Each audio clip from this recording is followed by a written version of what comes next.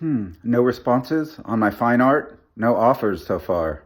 I think I've sold 2 canvases and none through my YouTube channel, none from online. Obviously, this is not the place to sell art. Well, obviously, I know. I mean, I'm just doing it. That's all. I'm just doing it. I know it's not like some proven path to success or something, and that it probably won't work out. But hey, it won't be some lucrative success, but if I can just reach one person and sell one of my paintings and brighten their life with my fine art,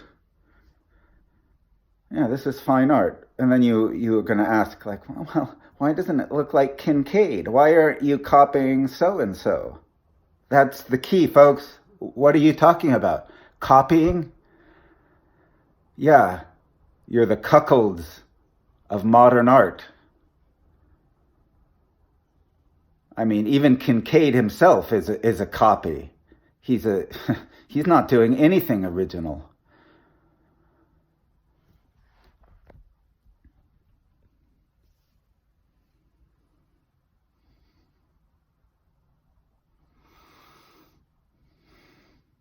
Think about it. Like, why was Kandinsky a step above? And then Dali, why was he a step above? And then you think about it. It's because they're doing something unique and original. Like, why was Chuck Close a step above? Or Francis Bacon. I love Francis Bacon. It's a step above. He's doing something original. It's his own personality that's been transmuted into the canvas.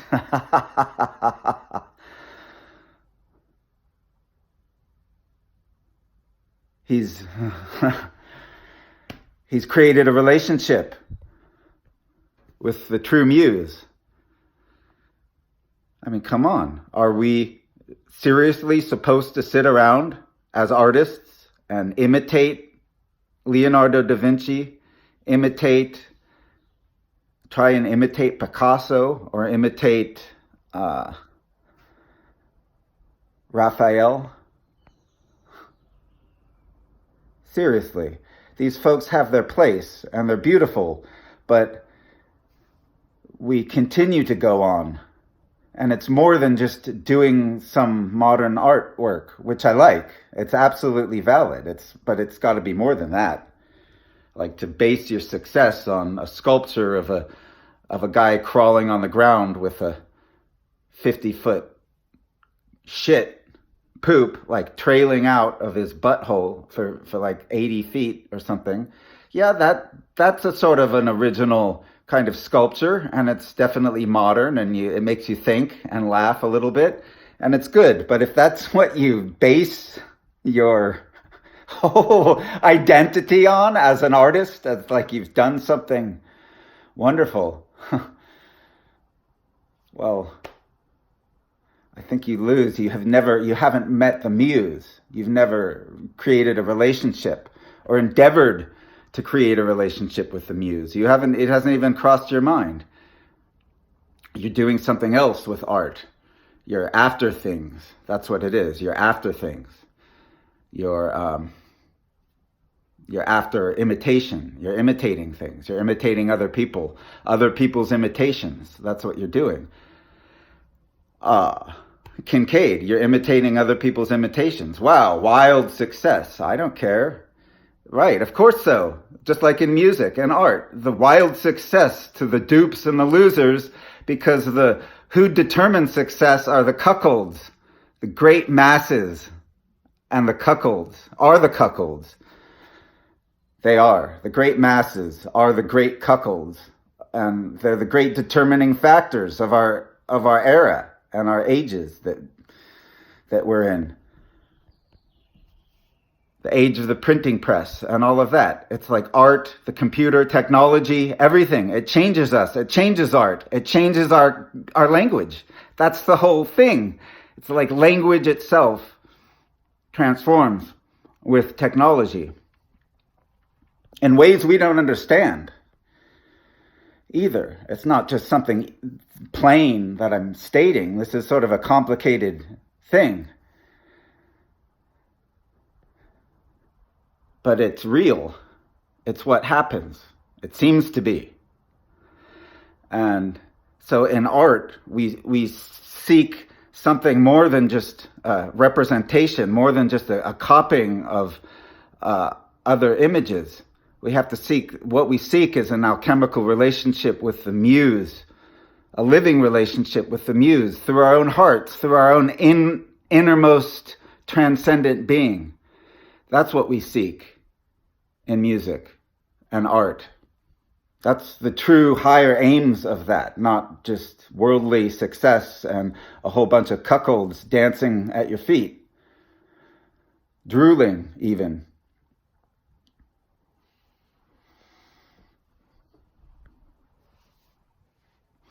And to get back to the imitation with art,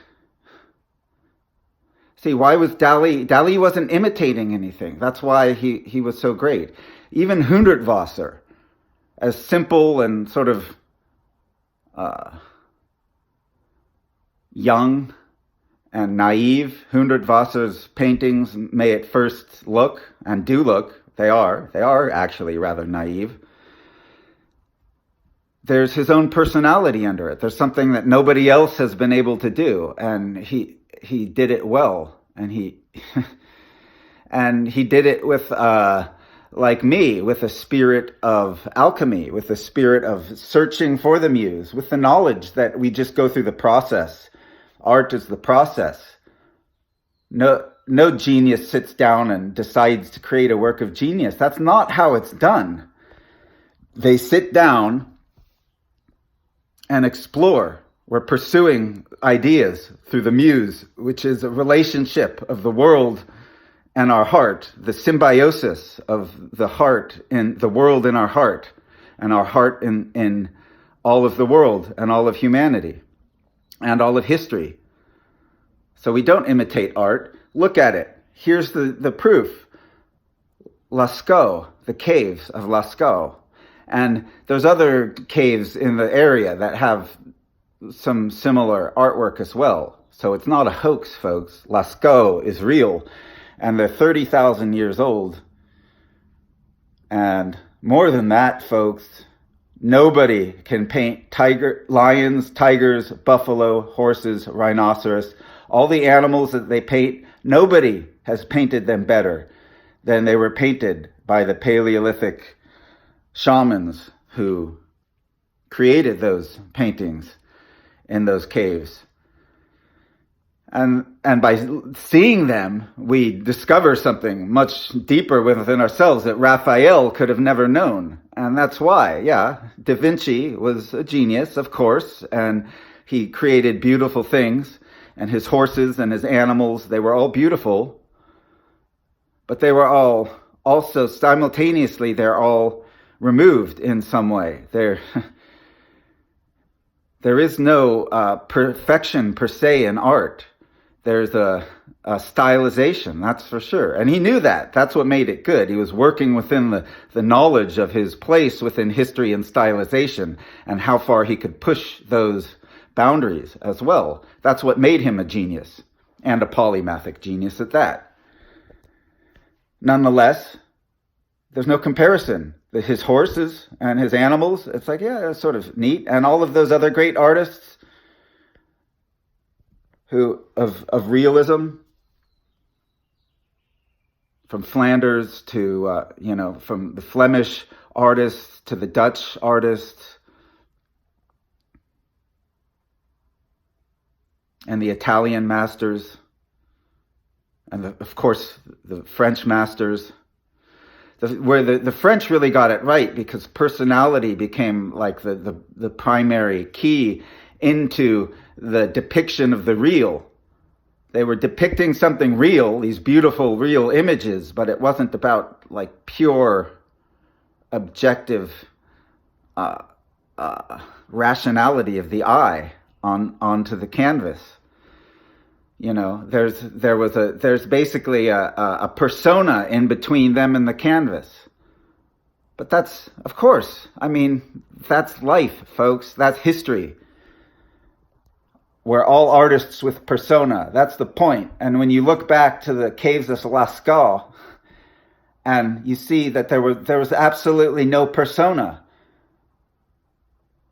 There's no persona and no false persona. The only persona you see is the persona of a living reality, of living around these animals, seeing them day to day, hunting them, being hunted by them, living in fear of them, living in fear of being trampled by them or attacked, trying to navigate around them and through them and harvest the herds and get meat and resources as well to survive among them. And yet to do so as a burgeoning artist, as a burgeoning self-conscious, rational human being with a culture and people around us, with people around him, with songs and dances, because those are definitely, guarantee you, singing and dancing and storytelling. They're older than art. They're older than painting. What we're getting in the caves of Lascaux is so valuable because it teaches something that's inherent within us about history. And if we study those and are amazed and can be lured away into the imagination of the painter by those paintings, we'll discover what they knew. They had a hands-on experience of those animals. They had hunted them. They had seen the insides and outs of their bodies and their muscles. There was a living terror. Folks, there's nothing that you're going to get like that in Sicily or Naples or Florence or out in France or somewhere else, out in Holland. You're not going to get that. And you're not going to get it any time later in history, anytime, anywhere in the world in history. You're not. Because even the Aborigines in Australia, they have history within their art. Their art has become self-conscious. You'll see, like 500 years ago, paintings of white men start to appear in their caves, in their historical narratives that they paint. And you'll see them with this light skin and these little shirts, these like kind of Western style shirts.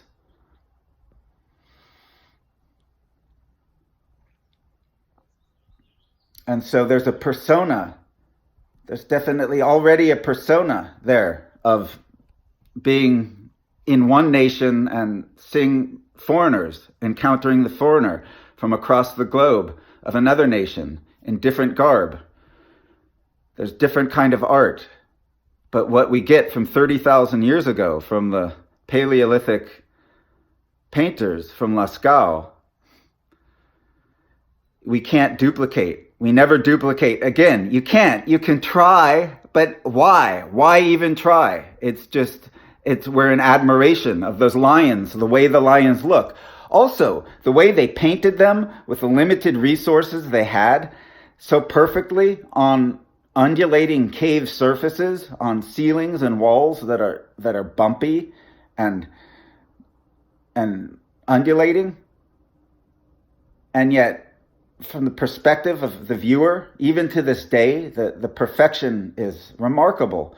And the personality within the faces, the lip gestures of the lions, the way that they're peering there, looking at the herds of horses or buffalo or whatever it is they're looking at. The way they capture the true essence of the personality of the lion. Da Vinci couldn't do that. Da Vinci's horses didn't have personality. None of us. We can't. Even if we're equestrians, we don't paint in that way because we have personas. We've fallen into history, and we have a whole history where we've been lost imitating one another. But throughout all times, it's not the imitators, it's the innovators who are going above and beyond. That's where the genius resides, folks. This is where the genius resides, where innovation is occurring, where new things are being transmuted onto canvas, where music itself is being transposed into a graphic realm, the realm of the visual rainbow, the tonalities of the canvas and of painting. Not an easy task. Many a painter have tried to bring music through abstraction into art, and a few have succeeded. Let's leave it at that, folks. Make up your own minds. Tell me what you think. If you dare even speak openly, and you dare even attempt to articulate something, right? Instead of being timid and hiding under a rock, forever hiding under rocks. You won't even, tip the like button. Oh, no. Then YouTube will know what I like. Oh. They're tracking me. I don't want you to track me to see what I like. I like it without saying, 'cause I'm smart. Folks, I don't think you're being smart in doing that. You're being alienated. You're losing even your chance to articulate yourselves openly and honestly and grow from the experience. Really? You want to live under rocks your whole lives? All of you. Everyone on YouTube. Everyone. All of you. It's not everyone. There's so the rare few who will open their mouths, type something and try to make a sentence and say something nice or say something real. It's almost never. Yeah, there's maybe like 1 in 1,000 out there who do that. But not to do that, folks, it's like you attract the most unlucky karmas onto yourself by being like that. You become shallow individuals on purpose. You're going to grow up to be obstinate, extremely obstinate individuals, stuck in your prejudices, unable to challenge your very basic prejudices, unable to even humor them, in fact. And then you will, that's what the lack of exercising your powers of articulation. When you have the chance, you should take the chance when you can. The revolutionary technology of being able to give a comment. It's not TV anymore, folks. You're involved. We're all involved. It's a good improvement, isn't it? I think it is. Drop your comments in the comments box. Join the conversation. Join the upliftment and the enlightenment of humanity. Make sure you've subscribed, share my videos, always like, and thank you for being here.